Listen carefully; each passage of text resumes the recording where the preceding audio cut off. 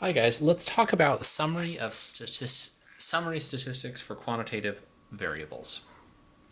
First thing we need to talk about are the three different averages: the mean, the median, and the mode.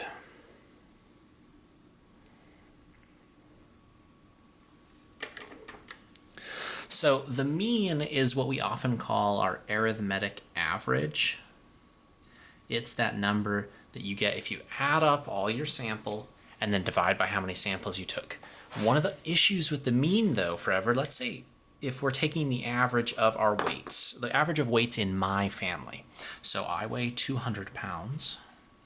My brother weighs 175 pounds. My sister weighs 185 pounds. My other sister weighs 210 pounds. My mother weighs 190 pounds. Do not ever say that I said that on film. And my father weighs 332 pounds. Now, if I took an average of just these numbers using the mean, I'd get some number in that 190s range. And that would be an accurate representation of the average weight in my family. However, when I include my father's weight, when I include that 332 pounds, that increases the average by quite a bit and skews the data to misrepresent it. So whenever you have data that has a lot of outliers, the mean is not a good measurement. The median is. The median's the middle mark. And so if you have some data that's maybe spread out something like this, and we have an average somewhere in this range, and this is our average that we care about. And maybe there's like some outliers, and there's some like really weird freaks of nature over here, and maybe over here, something like that. Doesn't matter because the median's not going to move that much. It's still going to stay in the middle. The mode is the most often occurring bit of data, is the way I like to think about it. Or the most frequent, but mode and most, keep those two things together in your mind. It's best for categorical data.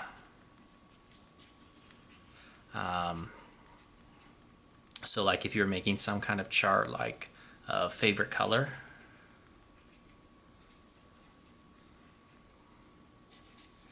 and you're like making a tally, and you had like 50 people vote for red, 80 people vote for blue, and 20 people vote for yellow, something like that.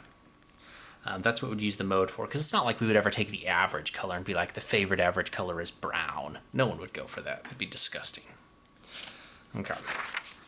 Let's talk a little bit more about median. Let's see if we can find the median or the middle number based on this histogram. Now this histogram is for broken bones. It's the first time someone broke their bone. So we had two people break their bone at between the ages of, let's say, 0 and 2. You know, those people that like break their collarbones in birth, or, you know, or like my sister that we accidentally dropped down a mountain in one of those little baby backpacks. Anyways, so there's some people that get broken here, but then like between 2 and 4, people are starting to be more mobile. Kids break their bones all the time. And maybe people calm down a little bit from 6 to 8, and then, you know, those hormones start kicking in. We start ramping up those, we start ramping up those injuries. Okay, so let's see if we can find the median age, or a possible median age for broken bones. Let's think about how many people have been surveyed here. We have 2 plus 8 plus 4 plus 1 plus 3 plus 5. Let's total all that together. So we have 10, 14, 18, 23. So let's divide that in half. And we get almost 12. In my head, I'm skipping ahead. So 11.5, so the 12th entry would be our median. So let's find out where 12 occurs. See, we have 2 plus 8 is 10, plus 4 is 14. So somewhere in this bin is where our median is. So the median age for broken bones in this sample is between 4 and 6.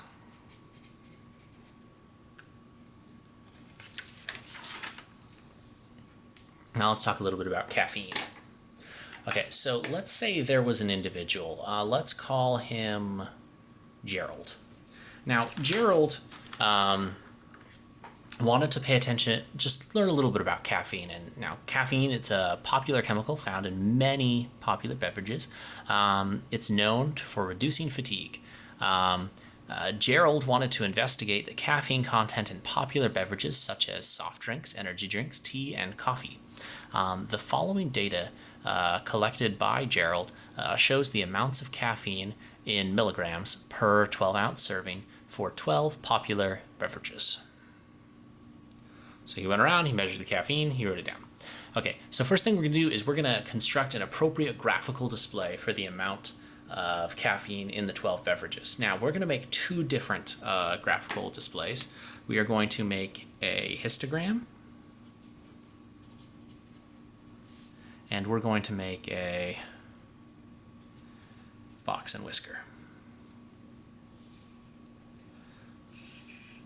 Now, I'm going to start with the histogram just because it's pretty easy to make a histogram. 1, 2, 3, 4, 5.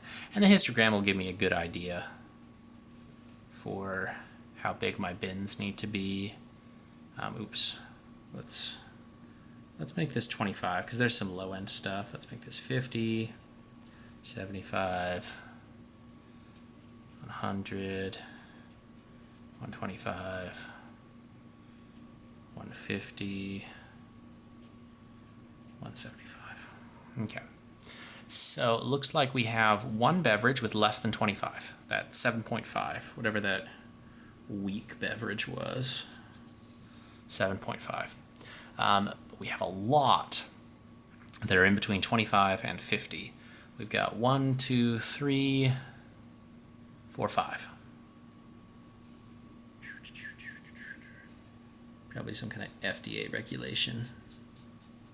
Keep the children safe or something. All right, how many between 50 and 75? 1, 2, 3. Ooh, gotta keep my little diagonal Ouija's going the same way. Between 75 and 100. 1.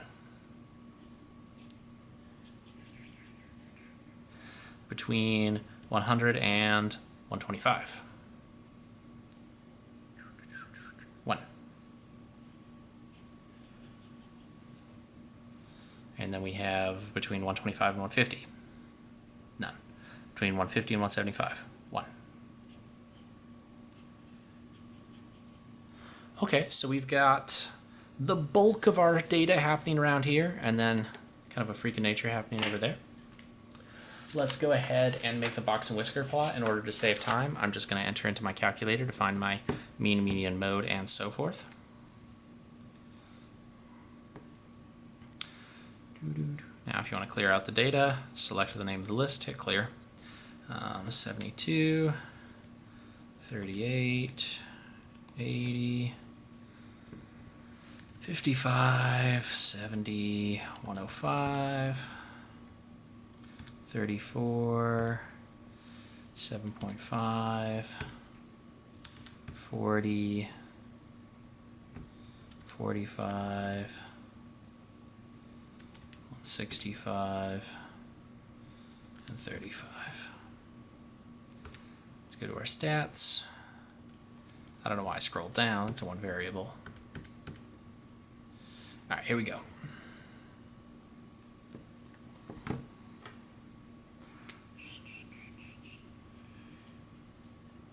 So we got our min, quartile 1, our median, quartile 3, our maximum.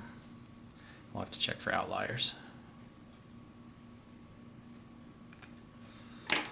Looks like our minimum is 7.5. Quartile 1 is 36.5.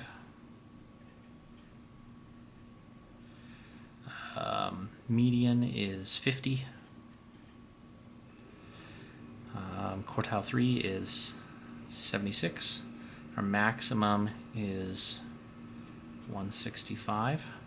So in order to find our outliers, we need to take that 1.5 times our two quartile differences, which is 76 minus 36.5.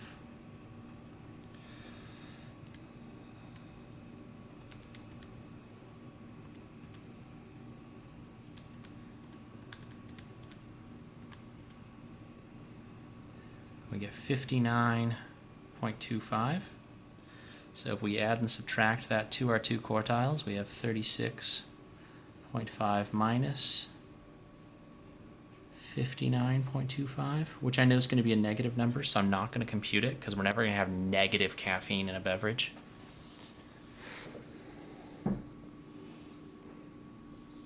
And I just realized that that wasn't appearing on the screen, so take a second and catch up with me.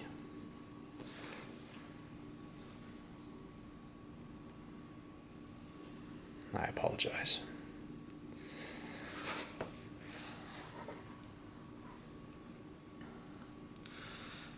Now I'm going to take my 76 and I'm going to add my 59.25.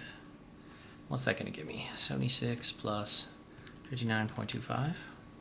That's going to give me 135.25, which means that it has an outlier. 165 is bigger than 135.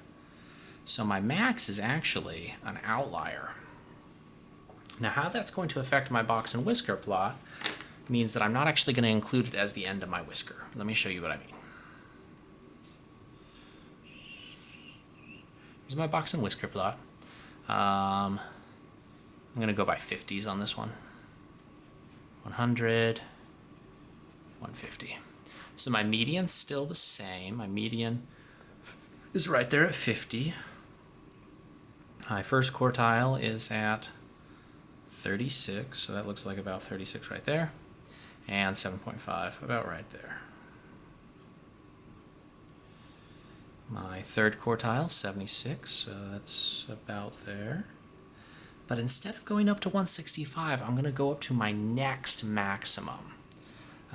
Because the maximum that isn't an outlier is just 105. And then I put a little dot out here at 165. That's where my outlier is. So that's what the box and whisker plot for this situation is going to be. Now let's talk about maybe some other questions you might be asked. It says to use the graph that we just made to write a few sentences describing the distribution of caffeine content in the 12 beverages. And something we might say about that would be the median amount of caffeine in the popular beverages is 50 milligrams. The interquartile range for the caffeine is 39.5.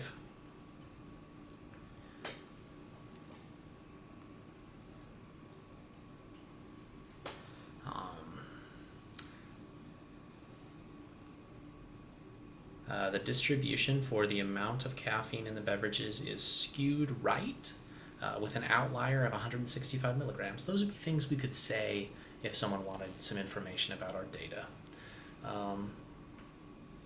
Then the last thing we want to talk about is, let's say that Gerald was recommended one more beverage to investigate.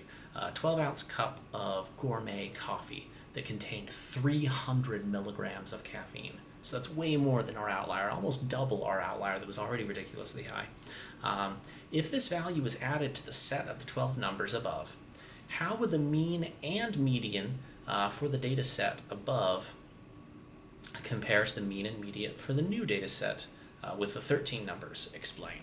Okay, so computing the new median would not be that hard, or the new mean. So let's go back to our stats.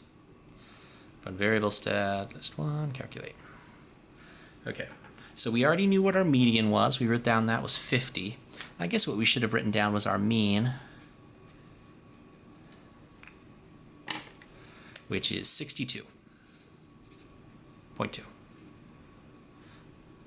Again, mean's been pulled a little bit higher by that 165. What do you say we see what happens when we pull it even higher, when we add another drink, when we add that 300? Okay, now let's do our one variable stat.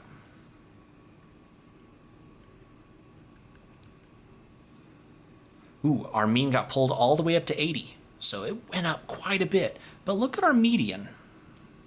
It went up to 55. Our median was not as skewed as the mean, and that's always going to be the case with outliers. And that's all we have to talk about today.